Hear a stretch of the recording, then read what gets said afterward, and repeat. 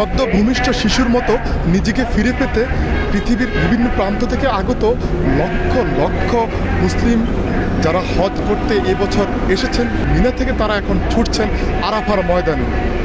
আরাফার ময়দানে অবস্থান করে তারা মূলত তাদের যে সৃষ্টিকর্তা অর্থাৎ স্রষ্টাকে এই জানানটুকু দেবেন যে হে রব, আমরা তোমার জন্য উপস্থিত হয়েছি।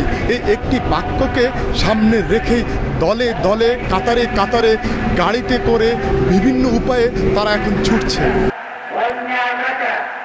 আরাফার ময়দানে উপস্থিতের মধ্য দিয়েই হজের যে মূল কাজ, ফরজ কাজ, সেটি কিন্তু শুরু হবে এবং আরাফাতের ময়দানটুকুই মূলত হজের সবচাইতে আকর্ষণীয় যে বিষয় সেটি।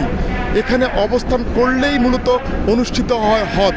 আরাফার ময়দানে যে কর্মসূচি অর্থাৎ সূর্য অস্ত যাওয়া পর্যন্ত আরাফাতের ময়দানে অবস্থান করবেন এবং সেখান থেকে আবার ফিরবেন মুজদালিফায় খোলা আকাশের নিচে রাত্রি যাপনের জন্য এবং রাত্রি যাপন শেষে অর্থাৎ ৯ জিলহজের যেই কর্মসূচি সেটি শেষ করে ১০ই জিলহজের যেই কর্মসূচি সেটিতে প্রবেশ করবেন মুসল্লিরা তথা হাজিরা এবং ১০ই জিলহজের ধারাবাহিক কর্মসূচি শেষ করে তারপর পর্যায়ক্রমে ১১, ১২ শেষ করেই কিন্তু সম্পন্ন করবেন পবিত্র হজ।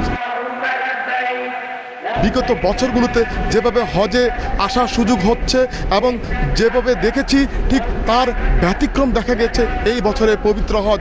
অর্থাৎ এবারের পবিত্র হজ সম্পূর্ণভাবে একেবারে বিভিন্ন ধরনের নিরাপত্তার চাদরে মোড়ানো একটি পবিত্র হজ অনুষ্ঠিত হচ্ছে।